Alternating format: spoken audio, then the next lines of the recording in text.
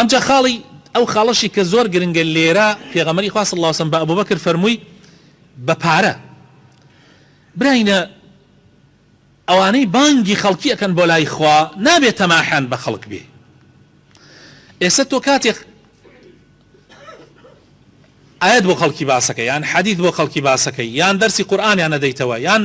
بانگیانەکەی بۆ ڕێبازەکەی خوا نابێت تەماحی ئەوەت هەبێ بەسەر ئەو خەڵکەوە دەوڵەمەند ببێ.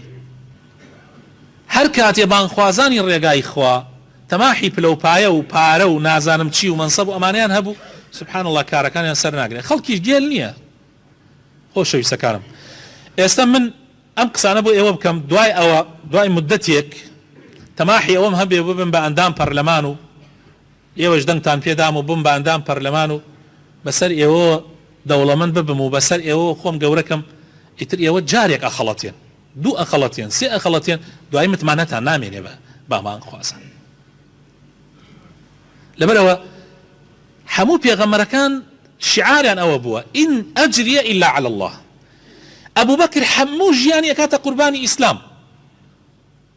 قوربانی دینی خوا چەند جار ماڵ و سامانی سفر کردووە هەر سفر و ئەو کاتەش سفر 5,000 درهەمی ئامادە کردو بۆ ئەم هیجرە هەر هەمووی برد. ئەسما ئەفەرمێ کە پارەکەی هەڵگرد و بردی باپیرم کە ئەبی قوحافەیە باوکی ئەبوبەکر وتی یا ڕەبی ئەبوبەکر ئەگەر دەرچوو بێ شتێکی بۆتان جێڵا بێ هیچ نەبێت چەند فلسێکی بۆتان جێڵا بێ کە خۆی ڕۆیی شتێکی بۆتان جێڵا بێ. ئەڵێ منیش ئەو شوێنەی کە ئەبوبەکر پارەکەی تیا وەکو بڵێ هەڵەگرت کیسەیەک بوو پڕم لە بەرد وردە بەرد کرد و بردم دەستم وتم باپیرا ئەوە تا ئەوەی بۆمان جێڵا وتی دەی باشە قەینە مادام پارەی بۆتە جێڵا ینی بەردی جێڵا بوو هیچی جێ نەهێڵا بوو هەمووی برد. چەند جار ئەبوبەکر ئاوا ماڵەکەی هەمووی سفرە کرد لە پێناوی خوایە لەگەڵ ئەوەشا پێغەمبەر صلی الله علیه و سلم فەرمێ ئەو حوشترەی کە بۆ من دانتناوە بە پارە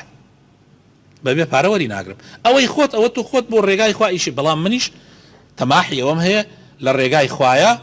بە پارەی خۆم بە ماڵی خۆم. بۆیە پێغەمبەری خوا صلی الله علیه و سلم عەجایبتان نەیە حتا ئاخر تەمەنیشی کە مسلمانان هەموویان دەوڵەمەند بوون لەو ساردەمە بە تایبەت عەشرەی مبەشەرە هەر لە ئەبوبەکرەوە حتا ئەگاتە سەعیدی کوڕی زەید ئیمامی عەلی نەبێ هەر هەمویان لە دەوڵەمەندە گەورەکان بوون. بەڵام لەگەڵ ئەوەیشا پێغەمبەر صلی الله علیه و سلم کە وەفاتەکە لە تاریخە هەیە بڕۆن تەماشاکەن ئەڵێ قەڵغانەکەی خستۆتە بارمتە لە جیاتی چەند تەنەکەیەک 70 یان 80 تەنەکە جۆ بە قەرز لای کابرایەکی جوولەکە دایناوە. یعنی پێغەمبەر صلی الله علیه و سلم قەرزی لە کابرایەکی جوولەکە کردووە نەڕۆشتۆ لە ئەبوبەکر قەرزکە لە عومەر قەرزکە لە عوثمان قەرزکە لە عەبدوڕەحمانی کوڕی عەوف قەرزکە لە کابرایەک چونکە ئەوان ئەیاندا پێی ینی بە قەرز نەیانەدا پێ پارەکاندا بەڵام ئەڕوا لای کابرایەکی جوولەکە کابرای جوولەکەش طبعا ئەڵێ بەرامبەر هەبێ شتێکم بیتێ بۆی تەمین بم پارەکەمە دەیتەوە ئەمیش قەڵغانەکەی خستۆتە لای بە بارمتە بە ڕەهن. ئەمەش دەرسێکی گەورەیە بۆ ئێمە ئەویش ئەوە دەرەخا کە ئێمە ئەم دینە بە پارە نافرۆشین ئەم دینە بە پارە نافرۆشین کاتێک تۆیش وەکو من وایت ئەمە هەر بۆ من نییە بۆ مەلاکان نییە بۆ بانخوازان نییە بۆ شێخ و